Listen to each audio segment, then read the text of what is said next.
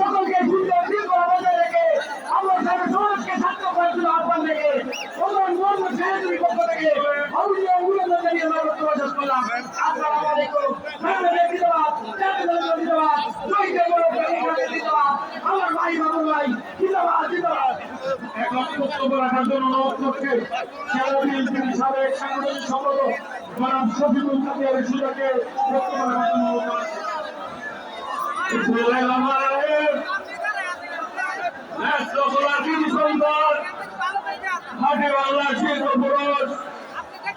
প্রজাতন্ত্রী বাংলাদেশ সরকারের সাবেক সফল স্বরাষ্ট্র প্রতিমন্ত্রী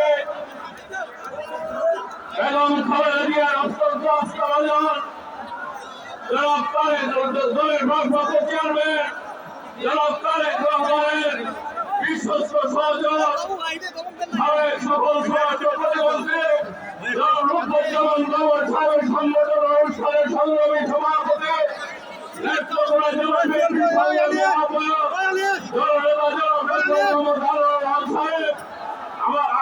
অনুষ্ঠান সঞ্চালনা করছেন আন্দোলন আল্লাহর কি রহমত থেকে আল্লাহ রাখে আল্লাহ মারেকে আজকে রূপজ্জামান বাবরকে নেত্রকোনা লক্ষ লক্ষ জনতা আজকে সংবর্ধনা দিচ্ছে। আজকে হাসিনা সরকার রূপজ্জামান বাবরকে বিনা বিচারে কারাগারে অন্তরীণ রেখেছিল। আজকে সেই হাসিনা প্রাণ করে দেশ থেকে পালিয়েছে। এমন অবস্থায় সমবেত হয়েছেন।